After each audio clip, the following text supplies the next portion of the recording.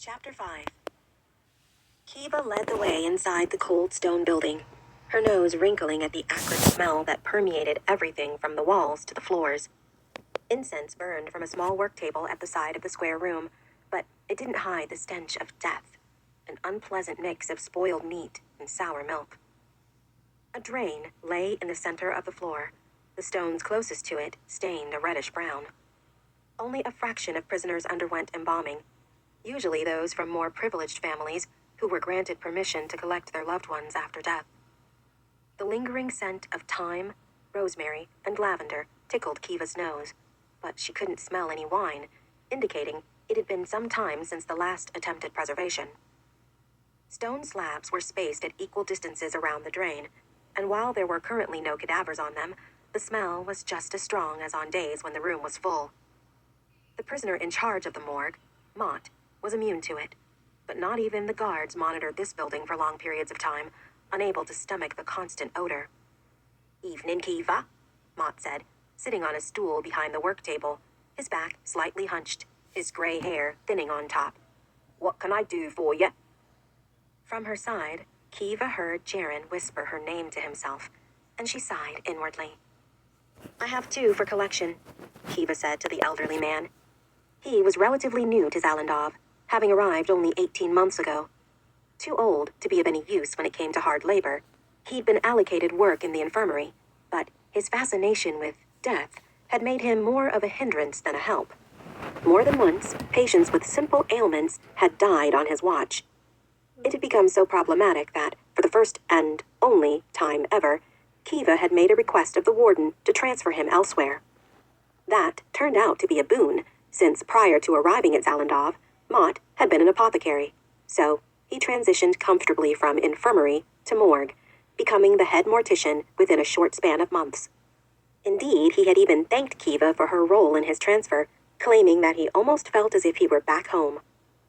Kiva still wasn't sure how to reconcile the thoughtful old man who, she'd later discovered, had been sentenced to Zalandov for deliberately misdiagnosing his customers so that he might trial new experimental remedies, resulting in multiple deaths.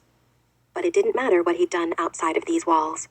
In here, they both had a job to do, and for obvious reasons, the infirmary kept close ties with the morgue. "Do you say?" Mott said, shuffling some parchment. "Tunnel fever still taking 'em?" Kiva shook her head. "New arrivals. They didn't survive the journey."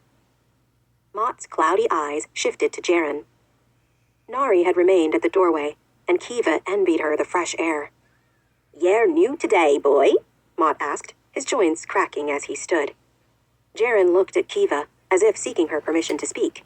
Perhaps he did understand the gravity of being at Zalandov, but she wasn't the one he needed to defer to. Regardless, she gave a quick nod, and he answered Mott with a simple, "Yes, sir." "Ha!" Mott cried with a beaming grin, his brown teeth revealed by the aluminium beacons affixed to the stone walls. "You hear that, Kiva? Sir, that's respect." He winked at her. "I like this one." "Mott, stay close to your healer, boy." Mott spoke over Kiva. "She'll take good care of you. Mark my words." Kiva pressed her lips into a firm line. She wasn't Jaren's healer. She was the prison healer. Everyone's healer.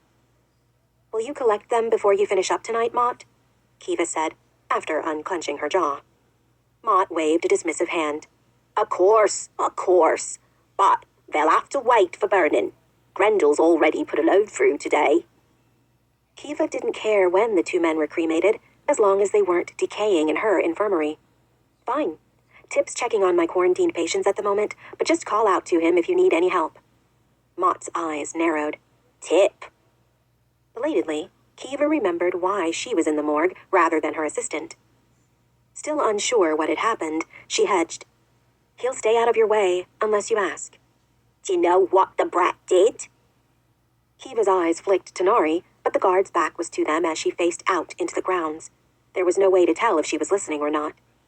"Maybe we shouldn't—" "Gave me a heart attack, he did," Mott said, scowling. "These old eyes ain't what they used to be, you know. How was I supposed to see him lying beneath one of the bodies?" His scowl deepened. "When I came near, He sat bolt upright with the corpse, waving its arms and screaming at me. Thought the dead were coming back for revenge, didn't I? Kiva heard Jaren cough from beside her, but she didn't dare look his way, not when she was struggling to keep in her own laugh. I'll have a word with him, Kiva said, once she was certain she could do so with solemnity. It won't happen again. Better not, Mott said. My ticker can't take another fright like that. As an afterthought, he added, And the dead deserve our respect. The latter was true, and Kiva would have a word with Tip. Not just for the sake of the mortician, but also for Tip himself. If he'd been caught, if any of the guards had witnessed his prank, then he never would have left the morgue. A cold feeling overtook Kiva, but she shook it off, and again promised Mott that she would give the boy a stern talking to. In return, she received Mott's word that he would collect the deceased men immediately. Satisfied, she was quick to leave the morgue with Jaren in tow, the two of them inhaling deeply once they were outside again. He seems like a character, Jaren commented. Kiva said nothing, casting a quick look at Nari, but the guard didn't betray whether or not she'd heard about Tip's misadventures. If she had, Kiva could only hope she wouldn't care enough to report him. The warden had overlooked some of Tip's foolishness in the past, but only when Kiva had something to exchange for the boy's safety. Prison gossip was scarce of late, leaving her with no bargaining chips and an unsettled feeling in her gut. Looking around the grounds, Kiva pushed aside her gnawing worry and considered her next move, trying to recall her own orientation. The sights, the sounds, the smells. All of that had faded in her memory. All she could remember was what she'd felt. Fear, grief, hopelessness. The potent mix had clouded all else. Jaren, however, didn't seem overcome by emotion. Wary, perhaps. Uncertain, definitely. But he was also looking at her with curiosity, waiting patiently to see what she would say or do next. Kiva made her decision. Whatever you were told about Zalandov before arriving here, forget it, she said, turning to the left and doing her best to ignore the crunching of Nari's feet trailing after them.